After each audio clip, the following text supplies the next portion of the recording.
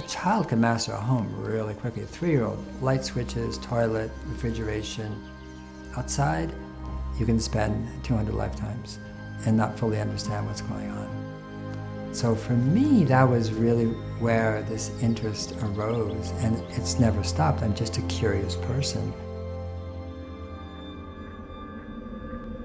Once you become aware of how much we've done to damage the living world, then you realize that the task at hand is to stitch together the broken strands of nature and of humanity to each other and from humanity to nature.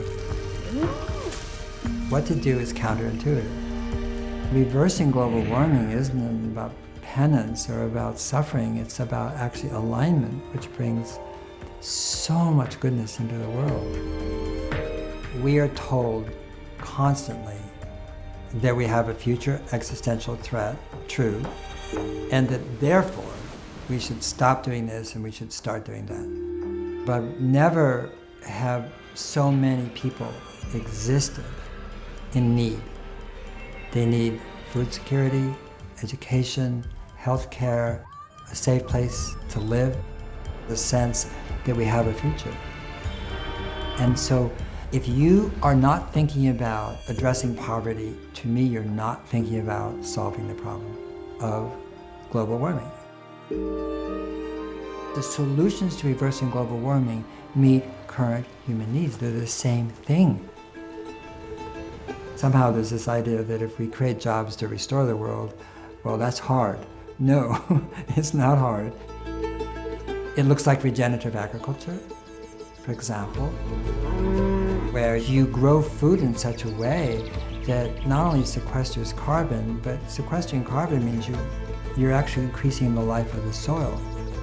The farmers benefit, there's more productivity, they make more money, they're safer, they're not using poisons around their home, their farm, their children. The water becomes purified, birds come back, frogs come back, butterflies come back, and it produces better food.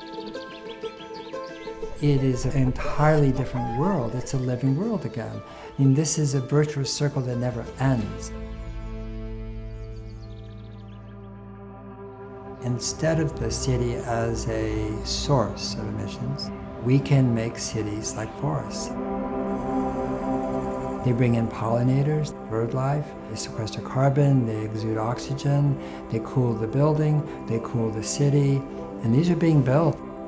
And when you make places like that, people use them, they come out, they're safer, they're engaged, they're community. What motivates people is when they understand that their well-being and their jobs and their prosperity and meeting their human needs and their sense of dignity and purpose can arise from solving these problems. The most significant thing that individuals can do is stop thinking that they're an I and become a we. When you start with your household or your community, it can be at work, church, wherever, the mind naturally extends out to a larger perimeter, a larger scope of endeavor, practice, and impact. And you stop having this sort of implication of what can I do? What we've done at our home is we've looked at everything and say, okay, we're gonna cut it in half. Everything. When we get to half, we're gonna cut it in half again. Don't buy the trash.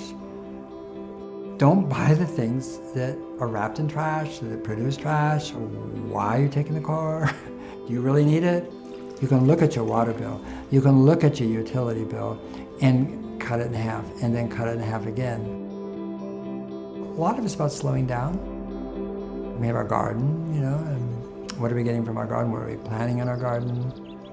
It's not so much that you're going to offset your food bill, so much as you start to get connected to food, where it comes from, and you start to appreciate it in a different way when you have had your hands on it and you've grown it. I mean, all that stuff produces gratitude. And gratitude is really the source of conservation. People have religions, and they practice religion. Well, this is just another practice. I don't mean to say it's religious, I just mean it becomes innate and inherent and second nature.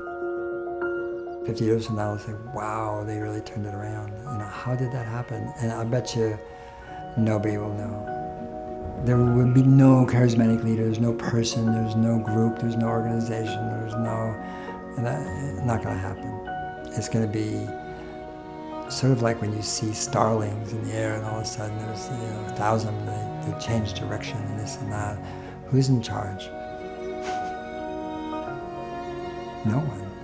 Not one starling is in charge, but it's so beautiful to watch, But they're just being birds.